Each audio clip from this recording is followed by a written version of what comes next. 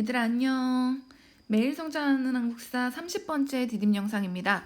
자, 오늘은 여러분들 대단원 2단원에 중단원 4단원으로 처음 들어갑니다. 일본의 침략 확대와 국권수호 운동에서 첫 번째 주제, 일본이 한국을 강제로 병합하다. 즉 우리나라가 일본에 의해서 국권을 침탈당하는 그 본격적인 과정을 배워보도록 하겠습니다. 자, 먼저 첫 번째로 이제 러일 전쟁의 발발 1904년에 있었던 일 볼 건데 여러분들 1897년에 대한제국이 수립이 된 이후에 대한제국은 계속 광무개혁 추진하면서 나름대로 개혁을 하고 있는 상황이야. 이러한 상황에서 여러분들 1904년에 러일 전쟁이 터지게 되는데 그 이전에 있었던 배경을 보면 청일전쟁 1894년에 있었죠. 이거 있은 이후부터 이제 러시아와 일본의 대립이 굉장히 심해지죠. 그 심해지는 첫 번째 시작점이 뭐였어? 바로 1895년에 있었던 삼국간섭. 러프독이 러시아가 주축이 돼가지고 일본한테 랴오둥반도 돌려달라고 하니까 일본이 돌려주고, 그리고 그 이후에 을미사변이 있고 계속 러시아와 일본이 대한제국을 누가 먹냐 가지고 싸우고 있는 그런 상황이잖아. 특히나 이 고종이 1896년에 을미사변 이후에 자기도 신변의 위협을 느끼면서 러시아 공사관으로 피신했던 아간파천 이후에 조선에서는 러시아의 세력이 훨씬 더 강화되고 있는 그런 상황이었어. 조선의 입장에서는 일본이 너무 노골적으로 자기들을 탐내는 게 보이기 때문에 러시아한테 계속 붙을 수밖에 없는 거죠. 그리고 고종은 러시아 공사관에 있으니까 계속 러시아한테 온갖 이권들이나 이런 것들 주면서 계속 기대고 있는 상황이야. 이러한 상황에서 일본은 어떡하겠어? 저 러시아를 몰아내야지 우리가 조선을 먹을 수 있다. 조선에서 주도권 장악할 수 있다. 이 생각이 들겠죠. 러시아와 일본이 지금 조선을 사이에 두고서 라이벌 관계인 거야. 우리는 가만히 있는데 웃겨. 그죠? 암튼 자, 이러한 상황에서 이 일본이 러시아를 견제하기 위한 목적에서 제1차 영일동맹을 체결합니다. 영일동맹은 영국과 일본의 동맹이야. 즉 일본은 당시에 러시아와 사이가 안 좋았던 영국과 손을 잡으면서 러시아를 이제 견제하려고 하는 상황이고요. 이때가 1902년이었어. 제1차 영일동맹 1902년. 그리고 바로 1년 뒤 1903년에 러시아는 어떤 일을 벌이냐면 러시아가 우리나라의 용안포라고 하는 지역을 강제로 점령을 합니다. 옆에 있는 지도 보시면 여기 완전 북쪽 끝쪽에 있어. 여기 용안포라고 하는 지역, 여기를 강제로 점령하면서 여기에서 이제 삼림, 숲에서 나무를 채벌할 수 있는 그런 권리를 획득하기 위해서 강제로 여기를 점령하고 실제로 대한제국으로부터 획득하는 거 허락까지 받아요. 즉 대한제국에 대한 이런 자원들에 대한 욕심, 이런 것들 버젓이 보이면서 우리가 대한제국 먹을 건데 일본 너네가 영국이랑 동맹 맺거나 말거나 이러면서 나름 러시아도 도발을 하고 있는 상황이지. 자, 언제 러시아와 일본이 서로 싸울지 모르는 일촉즉발의 상황이야. 이런 상황에서 대한제국 정부의 고종 뭐를 하느냐? 너네가 만약에 전쟁을 벌이거나 말거나 우리는 무조건 중립하겠다. 전쟁 시에 우리는 그 누구의 편도 안 들고 중립할 거니까 우리 한반도를 전쟁터로 삼지 마. 라고 하는 전쟁 시의 국외, 즉 국가 대외적으로 우리는 중립하겠다. 어느 편도 안 들겠다. 이거 전시 국외 중립선언이라고 해. 전쟁 터지면 어느 편도 안 들 거야. 너네 알아서 싸워. 우리 땅에서 싸우지 마. 이렇게까지 하고 있는 상황입니다. 자, 이러한 상황에서 일본군이 러시아군을 기습 공격하게 되면서 결국에는 1904년에 드디어 러일 전쟁이 터지게 됩니다. 자, 러시아와 일본의 전쟁. 분명히 우리 방금까지 선생님이 대한제국 정부가 전시 국외 중립 선언했다 했잖아. 우리 땅에서 싸우지 말라고. 근데 이거를 아주 보란듯이 무시하고 일본이 제물포, 즉 우리나라의 인천에 있는 러시아의 군함을 기습적으로 공격하게 되면서 러일 전쟁이 터지게 됩니다. 한반도는 러시아와 일본이 싸우는데 전쟁터가 되어버린 그런 상황이야. 당시 얘들아, 이런 러일 전쟁이 터졌을 때 세계 각국에서는 어떻게 생각을 했냐면 일본은 러시아를 절대 이길 수 없다. 이렇게 커다란 덩치를 가진 거 러시아, 그리고 이 작은 덩치 일본, 당연히 일본이 질 것이다 라고 생각을 했어. 근데 일본이 당시 러시아의 함대를 발트 함대라고 해가지고 굉장히 이제 강력한 이제 해군 함대가 있었는데 일본이 러시아의 함대를 하나하나 다 격파를 해 나가기 시작을 하는 거죠. 그러면서 결국에 이 러일 전쟁은 일본의 승리로 끝납니다. 그 누구도 예상하지 못했는데 일본의 승리로 끝나게 되고요. 결국에 이제 전쟁이 끝난 다음에 러일 전쟁 이후에 체결한 조약을 여러분들 포츠머스 조약이라고 해요. 미국에 있는 포츠머스라고 하는 지역에서 체결됐기 때문에 그렇게 부르고요. 이 포츠머스 조약 같은 경우에는 어떤 내용이냐면 러시아가 일본의 한반도에 대한 독점적 지배권을 인정하는 내용이 담겨 있는 게 바로 포츠머스 조약입니다. 즉 앞으로 러시아는 일본이 한반도에 대해서 독점적으로 지배하는 거 인정하겠다. 우린 한반도에 대해서 손 떼겠다. 라고 하는 그런 조약이라고 보시면 돼요. 이제 일본은 청일전쟁으로 청나라도 이겼고 러일전쟁으로 러시아도 이겼고 이제 한반도를 먹기만 하면 되는 그런 상황이라고 생각하시면 됩니다. 자, 이렇게 여러분들 러일전쟁이 한창 이제 진행되고 있을 때 그 사이에 있었던 일들 한번 볼 거야. 자, 두 번째 한일 의정서와 일본의 내정 간섭 한번 보도록 하겠습니다. 자, 일본 같은 경우에는 러일 전쟁을 계속 이제 진행하고 있는 과정에서 계속 한반도 대한제국에다가 어떠한 조약이라든가 이런 요구사항들을 계속 관철을 시키거든요. 그 내용을 한번 보도록 할게요. 자, 먼저 한일 의정서가 러일 전쟁 중에 체결이 됩니다. 한국과 일본의 의정서, 어떠한 것 정하기 위한 문서 이런 뜻인데 뭘 정하느냐? 바로 러일 전쟁 중에 일본이 전쟁 수행에 필요한 경우에는 한국의 영토를 군사기지로 사용할 수 있는 권리, 요거를 획득한 거야. 자, 한일의정서 내용 한번 볼게요. 대한제국 정부는 대일본 제국의 행동을 용이하게 하기 위하여 충분한 편의를 제공한다. 대일본 제국 정부는 군략상, 군사 전략상 필요한 지점을 정황에 따라 차지하여 이용할 수 있다. 즉, 한국의 땅이 만약에 전쟁 수행 중에 필요하다라고 하면 군사기지로 마음대로 사용할 수 있는 거야. 이렇게 한일의정서를 체결을 하면서 뭔가 대한제국의 어떠한 이권, 이런 것들, 권리들, 이런 것들을 이제 점점 침범하기 시작을 한다라는 거죠. 자, 그리고 역시나 러일 전쟁 중에 제1차 한일협약이라고 하는 것을 대한제국 정부에 강요해서 체결하게 합니다. 자, 이거는 다른 말로 외국인 고문 용병에 관한 협정서라고 하는데 그 내용을 보면 일본이 한국에 재정고문과 외교고문을 파견한다라는 내용이 나와 있어. 고문은 여러분들 옛날에도 선생님이 계속 말을 했었죠. 여기서 말하는 고문은 의견을 주거나 조언을 해주는 사람이라는 뜻이거든. 그런 관리야. 일본이 한국에 재정, 돈, 예산이잖아. 한국이 돈을 쓸 때는 우리가 재정 고문을 파견할 테니 얘한테 의견과 조언을 받아라 라고 하는 거죠. 그래서 재정 고문으로 일본인 메가타라고 하는 사람이 대한제국에 파견이 되고요. 그리고 외교 고문, 다른 나라와 외교를 할 때는 미국인 스티븐스, 미국 사람이지만 굉장한 친일파야. 그래서 이 사람을 파견해서 이 사람한테 의견을 들어라. 즉 우리 내정 간섭 받는 거죠. 우리가 뭔만 하면 이 재정 고문과 외교 고문 얘네가 계속 간섭을 하는 거야. 야, 너네 돈 쓸 때 이렇게 써야지. 너네 외교할 땐 얘네랑 이렇게 해. 이런 식으로 계속 간섭을 받는 거죠. 이렇게 고문들에 의해서 간섭받는 정치를 여러분들 고문 정치라고 합니다. 일본의 내정 간섭이 이제 본격화되었다는 그런 거라고 여러분들 아시면 될 것 같아요. 이거 내용 얘들아 외워야 돼. 너무 중요해. 제1차 한일협약 하면 이거는 고문 정치. 자, 이렇게 방금 봤듯이 대한제국과 일본 사이에서 한일의정서랑 제1차 한일협약이 체결됐어. 그 다음에 이제 일본이 러일전쟁에서 이제 승리를 하게 되는 건데 이 승리하기 전에 일본이 다른 나라에 대해서도 물밑 작업을 굉장히 철저하게 해요. 자, 이제 세 번째 주제, 을사늑약과 외교권 강탈 한번 보도록 할게. 한국 지배에 대해서 열강들은 강한 여러 나라들이란 뜻이야. 강한 나라들로부터 이제 승인을 받게 되는데 먼저 미국으로부터 이제 한반도 지배, 한국 지배에 대해서 승인을 받습니다. 그 조약을 가스라테프트 밀약이라고 해요. 자, 일본의 가스라타로라고 하는 사람 그리고 미국의 윌리엄 하워드 테프트라고 하는 사람 이 둘이서 몰래 만나서 비밀리에 조약을 맺었다고 해서 가스라테프트 밀약이라고 하는데 자, 러일 전쟁이 끝나기도 전에 일본이 이 미국을 찾아갑니다. 찾아가서 우리는 한반도 먹을게. 그래도 되겠니?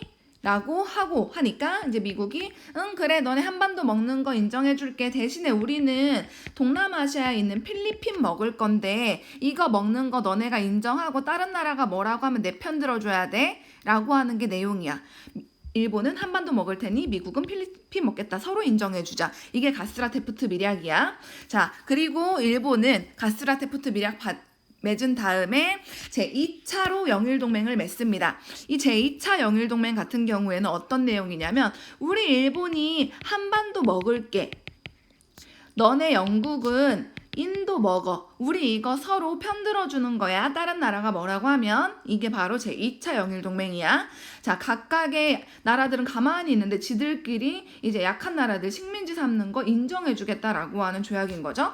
자, 그리고 제2차 영일동맹까지 맺은 다음에 러일 전쟁에서 일본이 승리해서 체결한 게 포츠머스 조약이 되는 거죠. 포츠머스 조약은 뭐였어? 러시아는 일본이 한반도 먹는 거 인정하겠다.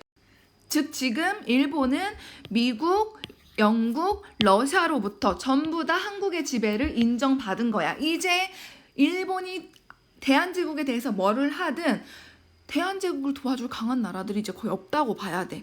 이러한 상황에서 체결된 게 바로 여러분들 너무 유명하죠. 1905년에 있었던 을사늑약입니다. 을사늑약 너무 중요해. 얘들아 이거는 정말 이 부분은 다 외워야 돼.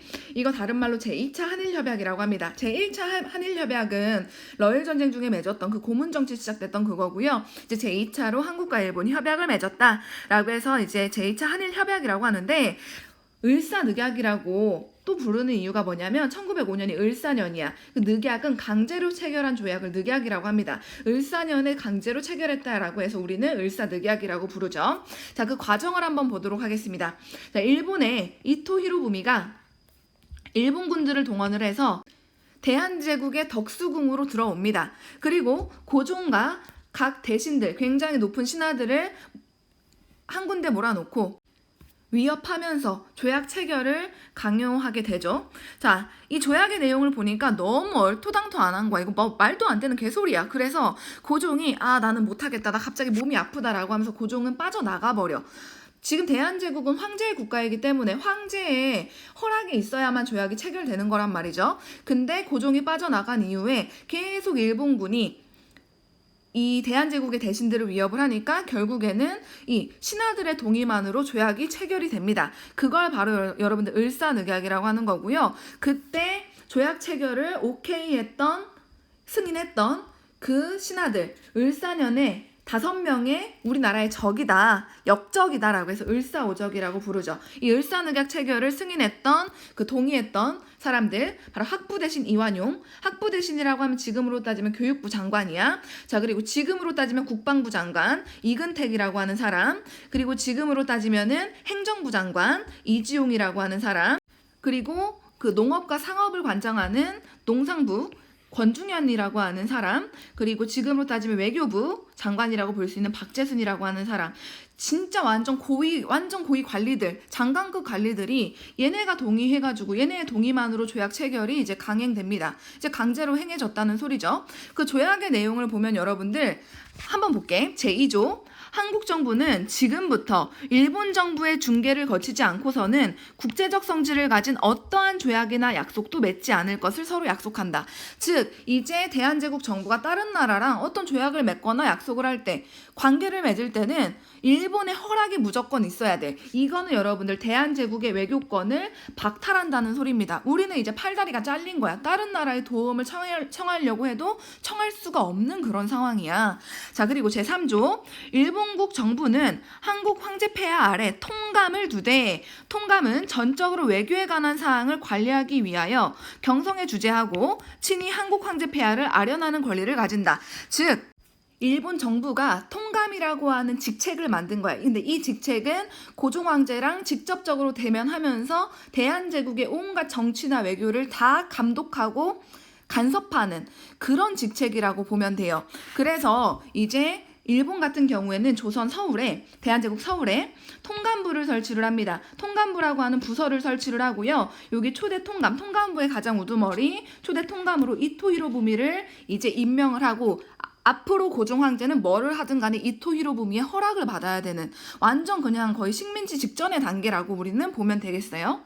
이 조약 내용이 너네 정말 말도 안 되잖아. 한 나라의 외교권을 박탈하고 그거를 한 나라 간섭하는 기관이 설치된다는 게 정말 이게 말도 안 되는 거거든요. 심지어 이 을사늑약이라고 하는 게 고종이 허락했다고 했어? 고종은 아파서 빠졌다 그랬잖아. 심지어 이게 너무 말도 안 되다 보니까 이거는 얘들아 정말 급속하게 이제 대한제국을 먹기 위해서 체결된 거다 보니까 이건 조약의 공식 명칭조차 없어. 이렇게 문서에는 조약 명칭을 적어줘야 되는데 명칭이 없어 일단. 그리고 대한제국은 황제의 국가이기 때문에 조약이 실제로 체결되려면 황제의 서명이나 아니면 날인, 도장을 찍어주는 게 있어야 되는데 그게 없어. 그리고 이걸 하기 위한 절차가 있거든. 조약을 체결하는 거 비준해준다고 하는데 이 비준 절차도 거치지 않았어. 왜? 고종은 그냥 빠져나가 버렸잖아. 안 한다 했잖아. 그리고 일본의 군사적인 위협 속에서 체결됐잖아. 누군가 이렇게 협박성으로 체결하는 거는 조약으로서 효력이 없거든요. 즉 국제적으로 봤을 때 국제법상 이거는 무효야. 있을 수가 없는 일이야. 그리고 다시 한번 이 밑에 있는 사진을 보면은 여기 원래는 고종의 날인 도장이 찍혀져 있어야 되는데 지금으로 따지면 외교부 장관 박재순이라고 하는 사람이 날인해 있고 이거는 정말 말도 안 되는 거거든. 지금 당시 을사늑약을 풍자하는 만평까지 이제 신문에 나왔었는데 물론 고종은 그때 빠져나가긴 했지만 고종이 막 싫어하는 얼굴 그리고 이렇게 일본 애들이 강제로 서 있는 모습들 이런 식으로 모두가 알고 있었단 말이야. 말도 안 되는 거라는 거를. 이게 여러분들 당연히 이건 무효일 수밖에 없고요. 일본의 이런 행동들이 정말 다 이제 불법적이다라는 것들을 우리는 꼭 알 필요가 있겠습니다. 이 을사늑약의 불법성, 요거 여러분들 세 가지, 첫 번째, 두 번째, 세 번째, 왜 불법적인지 이거는 우리가 좀 알 필요가 있어. 이거는 별표해 두세요. 자, 이제 네 번째 주제, 고종의 강제퇴위 한번 보도록 하겠습니다. 자, 지금 고종은 허락하지도 않았는데 을사늑약이 체결이 되고 그리고 우리나라는 갑자기 이제 팔다리가 잘린 외교권이 박탈당하고 누군가의 계속 통감의 감시를 받아야 되는 그런 상황이란 말이야. 이게 정말 부당하고 자기는 허락도 안 했는데 우리나라가 이렇게 돼버리다 보니까 당시에 고종이 을사늑약이 체결된 거 정말 부당하다, 말도 안 된다, 이걸 알리기 위해서 엄청나게 여러모로 노력을 합니다. 다른 나라에 외교적으로 도움도 많이 요청을 해요. 근데 특히나 이제 고종이 했던 것 중에 하나가 뭐였냐면은 바로 고종이 당시에 1907년에 그 을사늑약은 1905년에 체결이 돼요. 근데 1907년에 네덜란드의 헤이그라고 하는 지역이 있어. 이 헤이그란 지역에서 온갖 나라들이 다 모여가지고 국제적인 평화를 위해서 회의를 하는 만국평화회의라고 하는 게 열리기로 되어 있었거든. 근데 여기에 이제 대한제국도 초대장을 받아요. 그래서 고종이 이 네덜란드 헤이그의 만국평화회의에 특별한 사신, 특사로 이준, 이상설, 이휘종이라고 하는 사람들을 파견을 합니다. 자, 밑에 보시면 이분이 이준 선생님, 이상설, 이휘종 선생님 이렇게 보이는데 이분들을 이제 고종이 헤이그에 파견을 해가지고 을사늑약 체결이 정말 말도 안 되고 부당하다는 거 알리고 와라 라고 이제 시키게 되는 거죠. 그래서 밑에 있는 지도를 보시면 여기 이준 선생님은 부산에서 출발을 하시고요. 그리고 이상설 선생님 러시아 연해주에서 출발하시고요. 이제 이렇게 시베리아 횡단철도 열차 타고 가가지고 이제 또 이휘정 선생님 합류하면서 이제 네덜란드 헤이그까지 이제 가게 됩니다. 굉장히 오랜 기간에 걸쳐가지고 가게 된 거죠. 자, 그래서 이 이준, 이상설, 이휘종 선생님이 가서 정말 이거 말도 안 되는 거다라고 이 회의장에서 말을 하려고 했는데 일본이 방해를 합니다. 일본이 계속 못하도록 방해를 하고요. 결국에는 여기 이준 선생님은 기록상으로는 이 일본의 이런 만행에 너무 이제 화가 많이 나다 보니까 화병을 얻어서 이 네덜란드 헤이그에서 돌아가셨다. 이런 내용도 남아 있어요. 그래서 현재도 이제 네덜란드 헤이그에 가면은 이 이준 선생님을 기념하는 기념관도 남아 있고요. 아무튼 헤이그 특사, 이거 간 사건은 헤이그 특사 사건이라고 합니다. 자, 일본이 이렇게 헤이그 특사 사건을 다 방해를 했다고 했잖아. 그러면서 이제 왜 헤이그에 특사를 파견을 했냐라고 하면서 이 책임을 고종에게 물고 결국에는 일본이 고종을 강제로 퇴위시키기까지 합니다. 그래서 고종은 이 헤이그 특사 사건 때문에 강제로 퇴위를 당하게 되고요. 고종의 아들이었던 순종이 이제 대한제국의 마지막 황제로 즉위를 하게 되는 거죠. 자, 이분 고종, 이분은 바로 아들 순종입니다. 이렇게 이제 왕위까지 일본에 의해서 빼앗기게 되는 그런 상황이야. 자, 이렇게 고종을 강제로 퇴위시킨 일본은 이제 순종에게 또 조약 체결을 강요를 합니다. 그걸 바로 여러분들 1907년이 정민년이거든. 정민년에 체결한 7개의 항목으로 된 조약이다라고 해서 정미칠조약이라고 하고요. 다른 말로는 한일 신협약이라고도 합니다. 자, 정미칠조약의 내용을 보면 이제 조선의 통감 이토 히로부미 기억나시죠?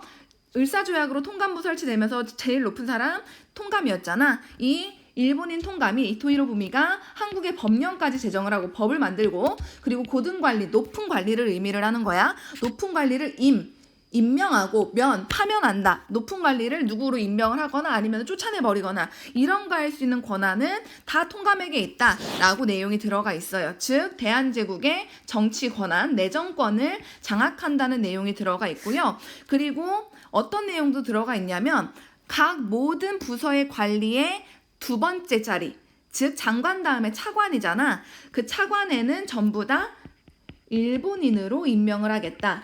즉 대한제국의 모든 부서의 2인자는 다 일본인인 거야.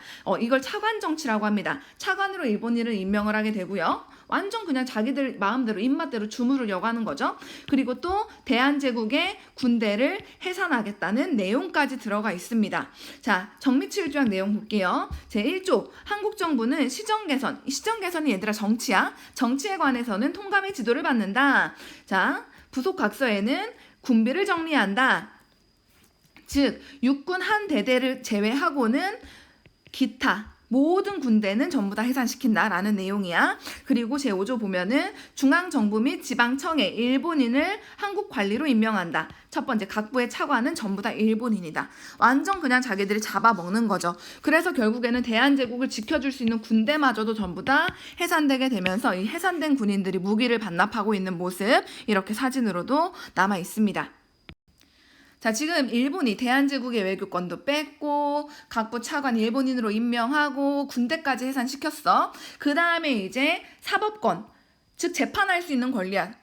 어떤 법에 따라 가지고 재판할 수 있는 사법권, 그리고 감옥을 관리할 수 있는 권한, 이런 거 전부 다 대한제국의 권리 박탈해 버리고요. 이제 일본인들이 한다는 거죠. 그리고 법부, 지금으로 따지면 사법부, 그리고 군부, 국방부, 군사와 관련된 거 전부 다 폐지시켜 버립니다. 이걸 얘들아 뭐라고 하냐면 기유각서라고 해. 기유각서도 알아두세요. 즉 기유각서로 대한제국의 사법권이나 아니면 이런 군사권들 전부 다 완전히 이제 없어져 버린 거야. 그리고 러시아, 영국, 프랑스로부터 한국의 병합을 승인받게 됩니다.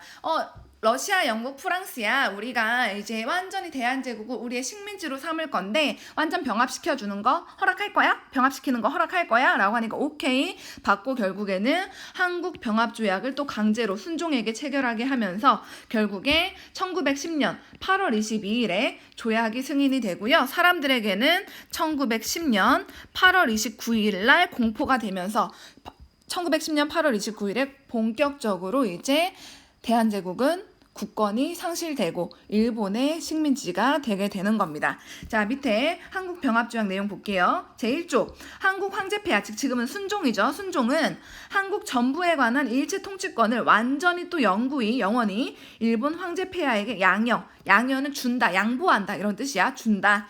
그리고 일본국 황제폐하는 제1조에 게재한 양여를, 이 양보를 수락하고 또 완전히 한국을 일본 제국에 병합하는 것을 승낙한다. 이게 바로 한국 병합조약, 우리가 식민지가 되는 조약입니다.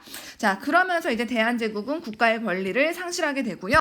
이제 대한제국이라는 이름은 없어지고요. 이제 일본의 한 행정구역으로서 조선이란 이름으로 이런 지역 명칭으로 불리게 됩니다. 자, 밑에 경복궁 사진이에요. 경복궁에 달려있는 이제 태극기가 아니고요. 일장기, 일본의 국기가 이렇게 걸려있는 모습 볼 수 있습니다. 자, 그리고 이제 조선이라고 하는 식민지를 다스리기 위해서 새로운 관리가 이제 파견이 되는데 바로 조선 총독이라고 부릅니다. 조선 총독이 최고 통치자로 군림하게 되고요. 이제 고종 같은 경우에는 그래도 고종과 순종은 망한 나라기는 하지만 그 위치라고 해야 될까? 그것 정도는 어느 정도 이제 보장을 받지만 일본의 밑에 있기 때문에 고종은 이제 황제가 아니라 이태왕, 그리고 순종은 태왕이라고 하는 호칭으로 지위가 격화되면서 그냥 일본에 이제 속해 있는 하나의 귀족 같은 정도의 지위로 이제 떨어지게 되는 그런 상황까지 오게 되는 겁니다. 자, 지금까지 이제 우리가 일본의 국권 침탈 과정을 지켜봐 왔는데요. 정말 숨가쁘고도 숨막히는 그런 상황들의 연속이었습니다. 근데 이거 같은 경우에는 얘들아 사건의 배경과 전개 과정과 결과를 다 알아야 되거든. 흐름을 반드시 파악을 하셔야 돼요. 요거는 무조건 시험에도 낼 거고요. 이건 정리해가지고 선생님이 따로 프린트로도 나눠줄 거거든. 이 흐름 한 번만 더 확인하고서 넘어갈게요. 자, 1904년에 러일 전쟁 발발했죠. 러일 전쟁 발발하고 일본이 대한제국에게 한일의정서 체결하게 해가지고 한국 영토를 군사기지로 사용하고요. 그리고 제1차 한일협약 체결하게 해서 고문정치 실시하죠. 메가타랑 스티븐스한테 무조건 조언 받아야 되는 거.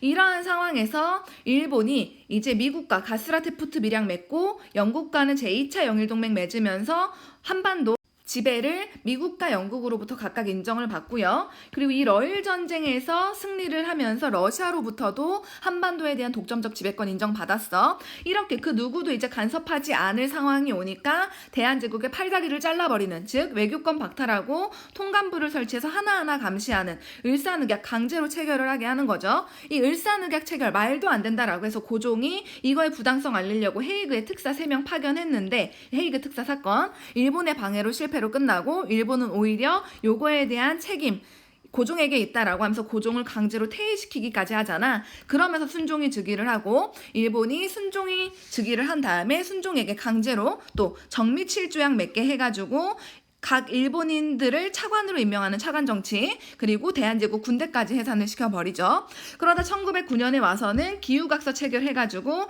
그 대한제국의 사법권, 감옥관리권 전부 다 박탈해버리고요. 그리고 1910년에는 열강들로부터 한국병합을 승인받아서 한국병합조약 체결하면서 대한제국의 국권 상실하고 1910년 8월 29일부터는 일제강점기가 본격적으로 시작이 된다까지 우리가 배웠습니다. 이 흐름은 얘들아 그냥 외워야 돼. 반드시 흐름대로 이해를 하셔야 됩니다. 자, 오늘 여기까지 할게요. 고생 많으셨어요.